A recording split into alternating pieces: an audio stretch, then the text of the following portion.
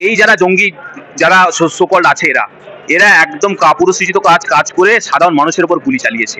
সুতরাং সেদিন যেমন পাঁচজন, যেখানে মুখ্যমন্ত্রী সাগরদিঘিতে আপেল চাষের কথা বলেছিলেন, আপেল তো আজও হয়নি, লেবু হয়ে গেছে হয়তো, কিন্তু প্রত্যেককে নাম জিজ্ঞেস করে ধর্ম জিজ্ঞেস করে মারা হয়েছে, অত্যন্ত নিন্দাজনক।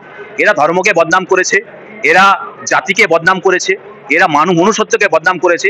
মানুষ না, সে হিন্দুও না, সে মুসলমানও না, এরা অমানুষের পর্যায়ে পড়ে।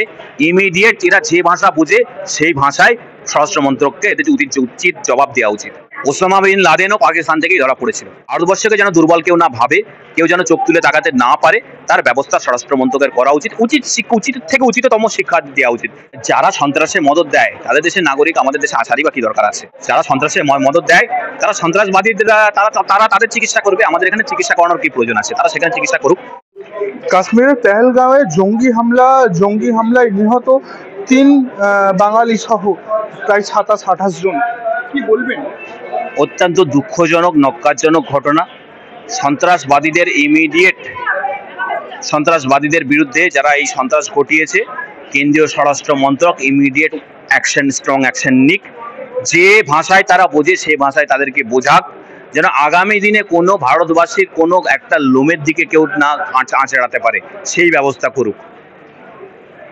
এই যে জঙ্গি হামলা, এখানে কোথাও কোনো ধর্মীয় রং দেখা যাবে না বা ধর্মীয় কোনো হামলা নেই এমনটা বলা হচ্ছে, কিন্তু সেই জায়গায় দেখা যাচ্ছে যারা হামলাকারী তারা সরাসরি হিন্দু বিদ্বেষী মনোভাব নিয়ে তারা হামলা চালিয়েছে এবং জিজ্ঞাসা করা হয়েছে, জঙ্গিরা জিজ্ঞাসা করেছেন হিন্দু কিনা এবং পরবর্তী সময়ে কলমা পড়তে বলা হয়েছে এবং পরবর্তী সময়েও তাদের পোশাক খুলিয়ে তাদের নিম্নাঙ্গ যাচাই করা হয়েছে এবং পরবর্তী সময় তাদের উপরে গুলি চালানো হয়েছে। দেখুন, আমি পশ্চিম বাংলায় 2019 সালে সাগরদিঘি থেকে 5 জন আপেল পাড়ার কাজ করতে গেছিল ওই কাশ্মীরে। ওই 5 জনই মুসলমান ছিল এবং তাদেরকে ওখানে গুলিতে ঢের করে দেওয়া হয়েছে। কোনো সিভিলিয়ানকে যখন মারে এই ধরনের সন্ত্রাসবাদীরা, এদেরকে সব টার্গেট, অর্থাৎ এরা নিরস্ত্র, এরা কোনো প্রতিরোধ করতে পারবে না, গড়ে তুলতে পারবে না, কারণ এদেরকে মারাটা খুব সোজা ব্যাপার। সুতরাং এই যারা জঙ্গি যারা সোকল্ড আছে এরা একদম কাপুরুষোচিত কাজ করে সাধারণ মানুষের উপর গুলি চালিয়েছে। সুতরাং সেদিন যেমন 5 জন, যেখানে মুখ্যমন্ত্রী সাগরদিঘিতে আপেল চাষের কথা বলেছিলেন, আপেল তো আজও হয়নি, লেবু হয়ে গেছে হয়তো, তো পশ্চিমবাংলার তারা 5 জন মুসলমান ছিল। আজকে যারা আছে তাদের মধ্যে একজন মুসলমান, বাকি সবাই হিন্দু। প্রত্যেককে নাম জিজ্ঞেস করে ধর্ম জিজ্ঞেস করে মারা হয়েছে, অত্যন্ত নিন্দাজনক। এরা ধর্মকে বদনাম করেছে, এরা জাতিকে বদনাম করেছে, এরা মনুষ্যত্বকে বদনাম করেছে। মনে রাখতে হবে, আমরা সবার আগে মানুষ। যে মানুষ না, সে হিন্দুও না, সে মুসলমানও না, এরা অমানুষের পর্যায়ে পড়ে। ইমিডিয়েট এরা যে ভাষা বোঝে সেই ভাষায় স্বরাষ্ট্র মন্ত্রককে এদের উচিত জবাব দেওয়া উচিত।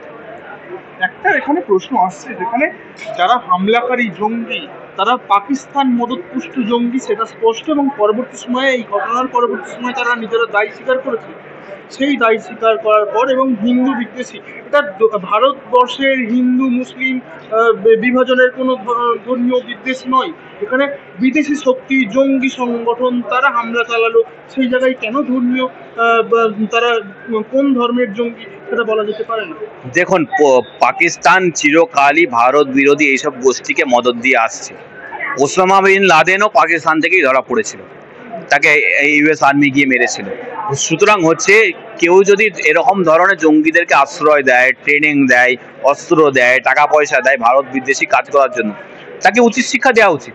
তো আপনি যদি বারবার সহ্যই করে যান, আপনাকে কেউ যদি মারে, থাপ্পড় মারে, কিল মারে, ঘুষি মারে, আপনি যদি সহ্য করে যান, তাহলে আপনাকে দুর্বল ভাববে। তো ভারতবর্ষকে যেন দুর্বল কেউ না ভাবে, কেউ যেন চোখ তুলে তাকাতে না পারে, তার ব্যবস্থা স্বরাষ্ট্র মন্ত্রকের করা উচিত। উচিত থেকে উচিততম শিক্ষা দেওয়া উচিত। দেশবাসী তাই চাইছে।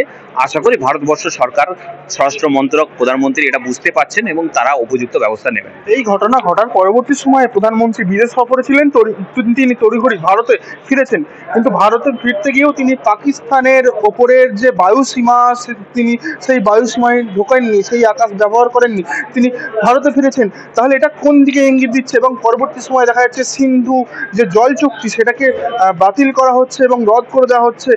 পরবর্তী সময়ে কি প্ল্যান অফ অ্যাকশন হতে পারে ভারত সরকারের তরফ থেকে? এটা যে কোনো যুদ্ধ যখন লাগে বা কোনো ধরনের এরকম ধরনের সামরিক কোনো প্রস্তুতি যখন হয় তখনই নাগরিকদের আদান প্রদান হয়, অর্থাৎ বিদেশি নাগরিক থাকলে তাদেরকে বলে দেওয়া হয় তোমরা তোমার দেশে ফিরে যাও, সে দেশ থেকে নিজের দেশের নাগরিককে ফেরানো হয়। এটা একটা হয় জেনারেল স্ট্র্যাটেজি আমরা দেখেছি, বা এরকম আমরা বা অতীতেও দেখেছি বিভিন্ন সমাজ মাধ্যমে বা খবরের কাগজে। কিন্তু ইতিমধ্যে ভারত সরকারের তরফ থেকে জানানো হয়েছে 48 ঘন্টার মধ্যে ভারতে থাকা পাকিস্তানি তাদেরকে দেশে ফিরিয়ে। যারা সন্ত্রাসে মদত দেয় তাদের দেশের নাগরিক আমাদের দেশে আসারই বা কি দরকার আছে? যারা সন্ত্রাসে মদত দেয় তারা সন্ত্রাসবাদী, তারা তারা তাদের চিকিৎসা করবে, আমাদের এখানে চিকিৎসা করানোর কি প্রয়োজন আছে? তারা সেখানে চিকিৎসা করুক, সেটাই তাদের পক্ষে ভালো। বন্দুক দিয়ে করবে না হাতুড়ি দিয়ে করবে না বোম দিয়ে চিকিৎসা করবে তারা বুঝে নিক, এবং যারা সন্ত্রাসবাদী তাদেরকে ব্লক করে দেওয়া উচিত। যেমন জীবনে হোয়াটসঅ্যাপে কেউ বেশি ডিস্টার্ব করলে তাকে ব্লক করে দেয়, তেমনি ভারত সরকার পাকিস্তানকে ব্লক করে দিয়েছে।